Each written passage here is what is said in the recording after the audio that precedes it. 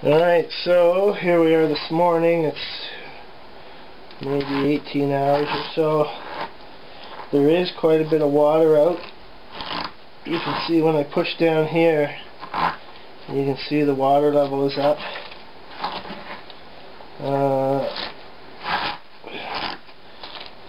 So I'm wondering if I can just get it all out with my hands. I'm just curious here to see how much I can bring out that water. It's coming out pretty easily actually, just with some light pushing with my fist. And I can smell the pickle coming out too. It's got that distinct cabbage juice smell. Yeah, look at that. It's coming right through, look. It's actually going to work really well. Just using my fist. And just lightly, not pounding. Just lightly pushing down. Well, not lightly, but firmly. Pushing down with my fist and bringing out the pickle.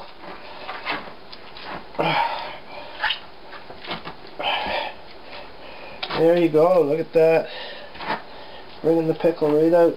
Now, that's only a thin layer. That's one cabbage. I suppose if it were more cabbages, it might be a little more work bringing the pickle out because it'll be deeper. But it should still work. Look at that. Bringing it right out. Yeah, I'm impressed with this new method. It is considerably easier than the way that I've done it before with all the heavy stomping. So, I probably am not even going to use my stomper. Looks like I'm going to be able to accomplish this task just like this.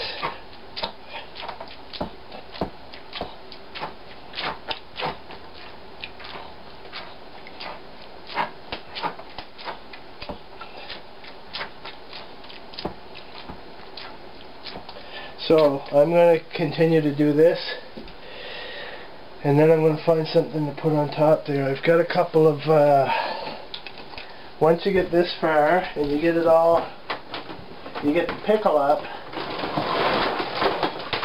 then what you want to do is get a plate to put on top of there. Now I typically use a bigger bucket and I use this thing, but it ain't going to fit in that bucket. But I got a smaller one of these things. These are actually called a Phil's False Bottom. It's for home brewing beer. And I've got a few of them around. I've got this new smaller one. Can't even remember where I got this one. I don't use them for brewing anymore. I have stainless steel versions of the same thing. It's kind of like a plate, only it's perforated. For brewing purposes.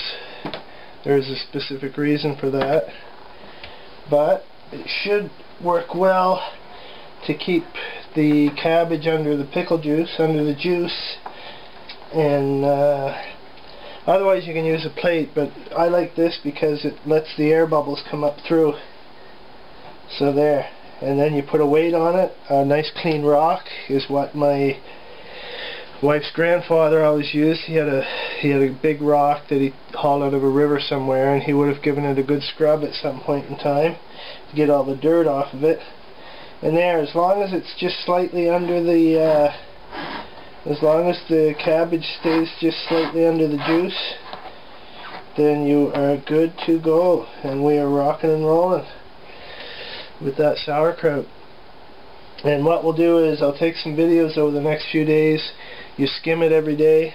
You just skim the scum off of it and discard it every day. You got to keep an eye on it. Probably the first 2 weeks you should be looking at it every day, skimming it. If you don't do that, the scum that forms on it will allow mold to grow on the scum, and then the mold will start to infect the kraut.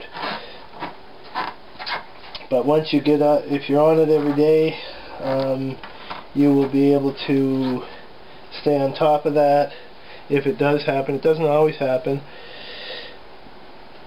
And you allow the pH to drop far enough that then the mold will not, once the pH drops far enough, the mold will not be able to get hold, so it won't matter. And that's it. Now I'll just find something heavy to put on there. I'll look around here and we're good to go. So what I usually do for weight is, this is a 1.89 liter or 2 US quart mason jar full of water. It's not as ideal as a big rock because the weight is all in the center and often it'll slide to the side and get off kilter, so you got to be checking it a lot. A rock with a wider base to distribute the weight better is better, and I'm going to look around for one. I still don't have one. So basically just stick that on there and the weight of it will keep. You can see that it's got the cabbage under the juice, and we should be good to go with that. One thing I will also mention about using a jar like this, if you have young kids around, make sure you keep your bucket somewhere where they cannot get at it, because I speak from experience. 1 year, 2 years ago or 3 years ago, I left the bucket in the kitchen so I could more easily monitor it for the first week, and my boys were horsing around and bumped it and smashed the jar, and while I thought I had all the pieces of glass, I didn't want to risk it, so I had to toss away the whole thing of sauerkraut. So you know, be careful of where you put your bucket and what you're doing, basically. So I think this should be good. We will keep an eye on it over the next week or so.